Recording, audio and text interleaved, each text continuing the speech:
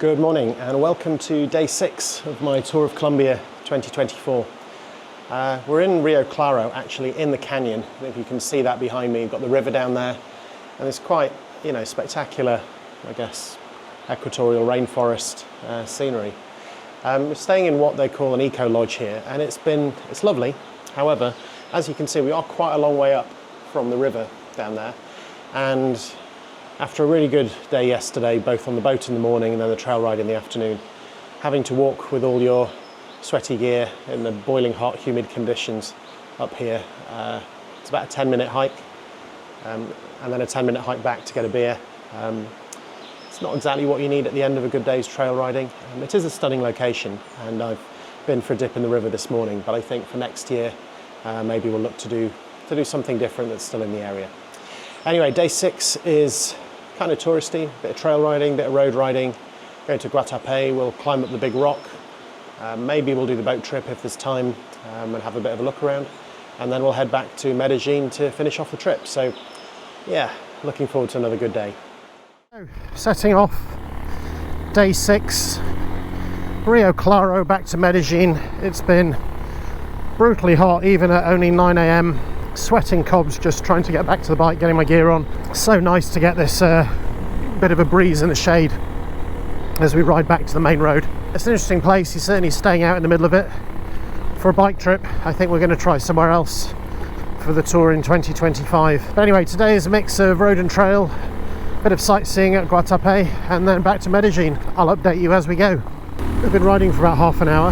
We've left the main road, riding up into the mountains again. Temperature's staying about the same. You kind of feel the air cooling a bit with elevation, but at the same time it's getting later in the morning and the sun is pretty bright. I think it's going to be another hot one. Hopefully we'll be up high at Medellin at 1600 meters, so we don't get the worst of it. Again, beautiful scenery, riding through this sort of jungle, equatorial sort of rainforest, cloud forest sort of terrain. Yeah, it feels like it's been a really good 6 days. I am quite looking forward to getting back and maybe having a bath. Some luxury like that. Cool. No sooner do I turn the camera off and we get a big waterfall. That's called the Cascada de Cuba. We're now heading back up very much into the mountains. So I knew we had to climb another mile to get back to Medellin, and I think Guatape might be closer to 2000. So we're back into this sort of mountainous, I guess the coffee growing sort of landscape with these steep sided hills and little villages dotted around. Well, I think we had good tarmac for a while, and then suddenly, unannounced, it just returned to these dirt roads with a bit of mud, a bit of dust, a bit of sand. It's all good fun. It's trail riding. I think we have this now for quite a while on our way to Guatape. So we just had a quick drink stop. The road is pretty rocky. I'm just sitting at the moment just so I can do the video. But the bikes are doing all right. The tyres are gripping enough. The suspension isn't bottoming out too much. I think it's hard going for the pickup. So poor old Danny, who's following us with the spare bike and the luggage, is bouncing over this road quite a lot. I think these bits aren't too bad. It's when there's one side where there's a big deep rut in the clay, and as a bike you can pick a different line, but in the pickup you can't. Also, when we meet the massive trucks that seem to use this road as well, big 3-axle dump trucks that use this road, and with a bike you can just go to the side and either they inch past and then you do, but in a pickup I guess you need to find a space to go, and that probably means that you had to back up. But still, for a trail ride, it's pretty fun. Temperature's dropped a bit now that we're a bit higher. Fabulous scenery to look at. You can see how high up we are. If I look over to the left, and you see again we're in amongst the mountains. So after that trail, we're now back on the road. We've got a lovely twisty, wide mountain road to climb with a beautiful road surface. There's a bit of a break. The bikes are struggling a little bit now. I mean, there's corners like that which I can just about take with fourth, but it's not a lot of power coming out of them. Definitely a third gear corner. But the temperature's dropped a little bit as well. It's a brilliant day to be ending this mini tour of Colombia. So I just had a quick stop, take a few photos. I'm not sure if you can see it through the bushes, but just through over there on the left is the Penol de Guatape, which is this big rock formation sticking up out the ground, and that's where we're headed. There we go, you should get a proper look at it from here. And on the far side of it, which we can't see from here, there are steps that go up. It is quite a popular tourist site, so there's lots of bus tours and car tours and things out of Medellin that come here. The town itself is quite pretty as well, and it's full of these zócalos, which are kind of like murals or sort of paintings on the outside of the buildings that says what's going on inside them. I think we're going to take a look at them, so I'll show you a few when we're having a wander around. So we've just stopped at the side of the road for a quick photo stop, and the reason we've stopped is that from here is quite a nice viewpoint of the Penol de Guatape, which is that big rock you can see over there behind me. So it's yeah, I mean, from this angle it just looks like just something just sticking straight up out of the ground. We actually go up the other side where there's stairs that look a little bit like a zip. I think we are going to climb it. It's a hot day. I think we're at 2,300 meters, certainly above 2,000, something like that. But it's been a good trail ride. Some nice twisty tarmac as well on the way up. I think I have a few shots of that. But yeah, all in all, cracking way to end a tour of Colombia. So we've just been winding around these mountain roads, getting closer and closer, and there it is. Yeah, looks pretty big from here, pretty steep. I don't think you can get up it from this side at all. I think the only way up is on the steps on the other side, but if you see that little turret at the top, there's a viewing platform up there, so I think that's where we'll head. And here we are, riding up to the Penol. You see the staircase from this side. It's an incredibly steep road, even just to get up to it. I mean, they have put a few twists in to make it a bit easier. But yeah, these amazing views out over the rest of the countryside. And then these ridiculous hairpins.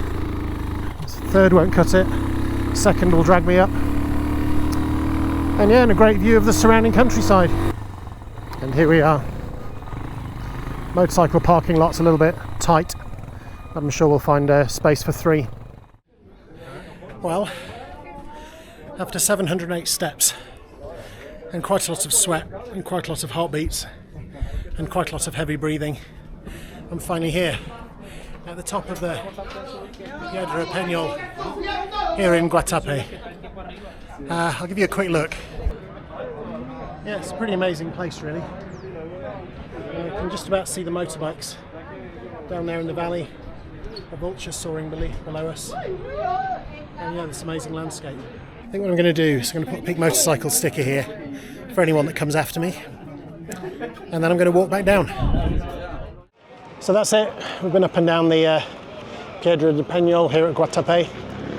It's getting quite late in the day, and we think it would be nice to get back to Medellin before the rush hour traffic on Friday kicks in. So we're going to skip the visit to the town, and I think we're just going to make a move straight back. But yeah, it's kind of a cool place. It is a bit touristy down at the bottom, but it's worth the climb if you ever find yourself here. Right then, back on the bike, and time to head back. It's been nice to come back again. I think maybe when I come here with the next group, I might skip going up. Maybe twice is enough. And we're back on the trails again.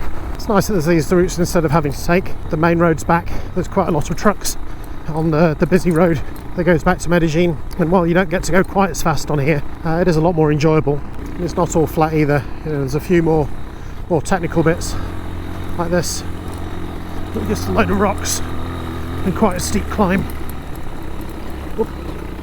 We'll get back on the concrete, which is then pretty steep all of its own. Yeah, second wasn't enough.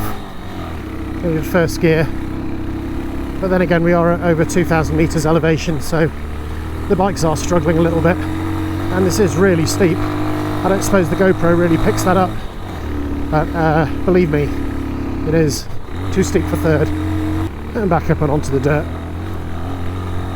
This stuff, when it gets wet, gets a bit treacherous, but in the dry it's just fine. Just on our way back to Medellin, and the town's definitely getting busier. As you can see, there's people coming out at us at all angles. Cars, trucks, bikes. Definitely a place to keep your wits about you. But it is quite exciting. Right then, we just had our last coffee stop of the tour, and now we've got the last half an hour wacky racers descent into Medellin. So I'm not going to film much of this, but as you can see, there's people coming from all sides. Pedestrians standing out in the road. Yeah, it's all kind of chaotic. Most of this traffic's heading to the tunnel, and as motorcyclists we're not allowed in the tunnel, so we have to go over the mountain, coming over from Rio Negro. So yeah, all the cars have to go through the toll lane. the special lane for motorcycles. I'm sure that the M6 toll road could learn from this. Right, here we go, crazy downhill. Lucky races bit I mentioned. It's essentially a 2-lane highway down from above Medellin into the city, and all the trucks and buses mostly go through the tunnel. So what you have here is all the people that don't want to pay the toll fee, and a load of bikes, because bikes aren't allowed in the tunnel. And I know there's 2 lanes, but it's generally between 5 and 6 bikes across, plus cars and the occasional bus. If you're wondering what rush hour traffic's like here in Medellin, well, it's pretty chaotic. The lines up the middle of the road mark where the bikes can go. You kind of hope that these cars that are signalling aren't actually going to turn on you.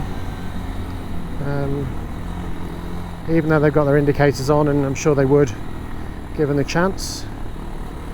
The white lines up the middle of the road, as you can see, that's where the bikes are allowed to ride. Been doing this for about 10 minutes already. We're not far off being back though, so that's a slight relief. And it's just a matter of taking it slowly and being careful. Be ashamed to ride here for 6 days and then get caught out in this. So we do a U-turn to get back to the shop.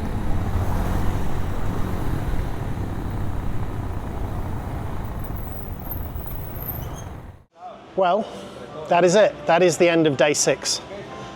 We are here back at Moto Ride Medellin. I'm delighted to say that everybody is still here. Alex has got his stuff there. Rich is just behind me. They're just loading the spare bike off the pickup. And yeah, it's been a really, really fun 6 days. My nerves are slightly frayed, as they always are, riding back in through the rush hour traffic. I mean, it's proper mayhem. If you have a look on Instagram, I'll put up a reel on there of exactly what the traffic's like. But it's the very last bit, on the very last day, and I think everyone has had enough time to become familiar with the bikes, familiar with the roads. Not that it makes it any easier, but we all got through without any problems. And here we are. So that is the end of my 6 videos from Colombia in 2024.